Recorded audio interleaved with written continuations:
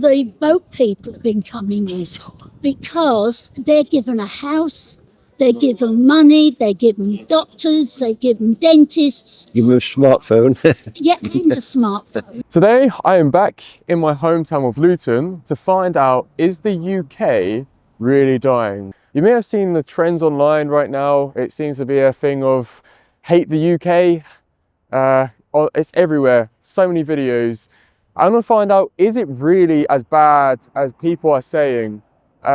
You know, you may have had immigration problems, Brexit. People are not happy here, and even the Germans know about it. So I'm going to find out what is really going on. So yeah, let's go speak with the people. I used to think it was quite nice until this last government. Yes. It's generally good, but I think people are struggling financially. You know, we've got through COVID, and there's just a lot of uncertainty for people. It's difficult to say. I've never had okay, I'm Negro, as you can see, and you think that I would have probably had problems being a Negro. I haven't. Cost of living is a bit crazy, but at the same time, there's a lot of opportunities. So it's kind of like survival of the fittest style. Yeah, it's fine. It's fine. You know, we're older people. We are not affected by the cost of things as much because we already own everything. Yeah. We have no children to pay for. So for us, it's the most comfortable time for us. See like a lot more gentrification. Like for example, I see like they've added a lot more banks and there's a lot more coffee shops. But other than that, it's pretty much the same. All the boat people have been coming in because they're given a house, they're given money, they're given doctors, they're given dentists. Give them a smartphone. Yeah, and a smartphone. But now it's coming every single day. Immigration seems to be a very big topic in England, and with the rise of Nigel Farage coming into place. My mummy says you hate foreigners. No, little girl. No.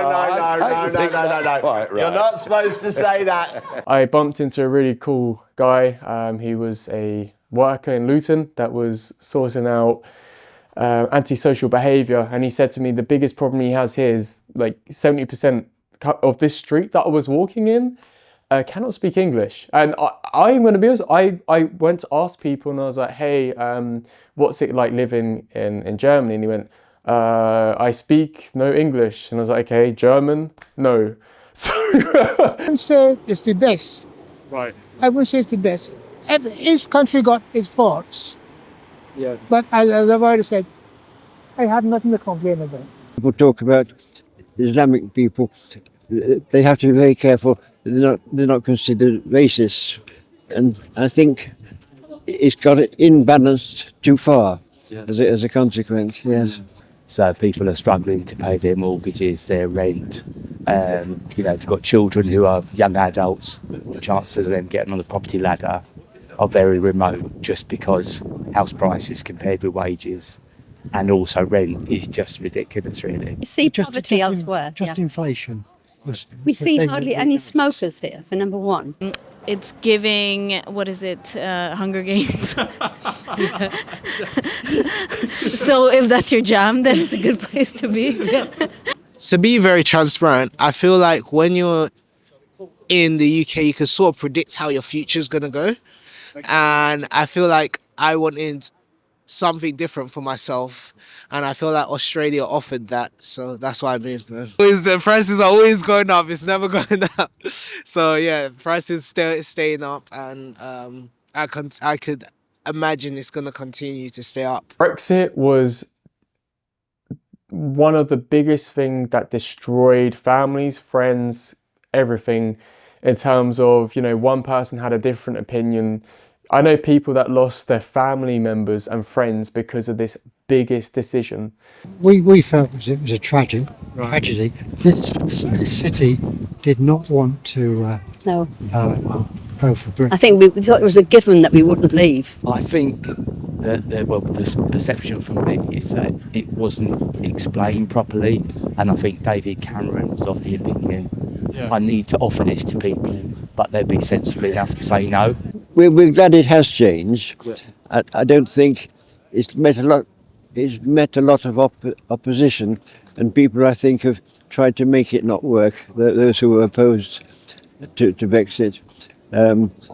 But yeah, personally, we're glad it's happened. I studied here since 2017, so maybe I didn't feel that much difference. I only know people got to vote and they have different opinions. More restrictions, of course, with the whole Brexit, which we anticipated. So now it's just about being creative with how you want to move to a country. Of like visas and stuff, traveling to places where I had never used to have to get a visa for, but it hasn't even really been difficult to get the visas, I guess. Affected the way, in particular, the inability for young people to be able to travel easily and work in Europe, and people to come here. I believe that such a decision like this should have never been put into the hands of the public. It was the government and how they did things, you know, like they were promising.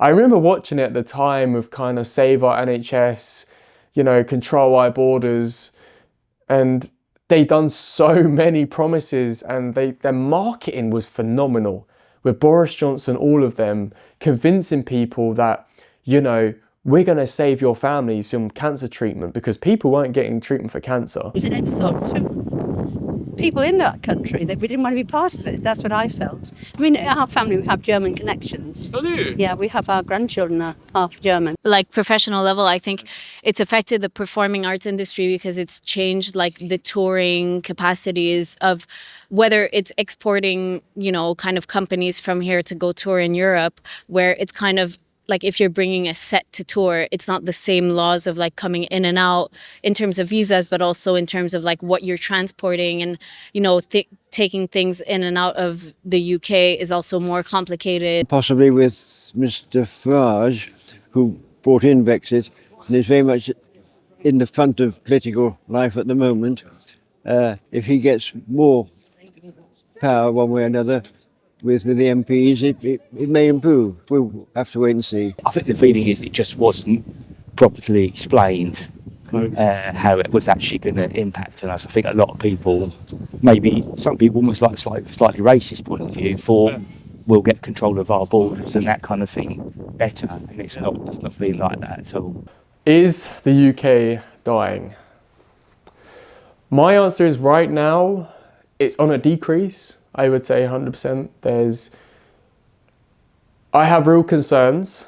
If no action plan is put into place soon, it's only going to fall lower, lower and lower, and the economy is just going to shrink completely. This is a real factor and a real big issue that people should really, really consider right now. And for my German people that are watching this again, how do I say this? Okay, I'm going to say it in German.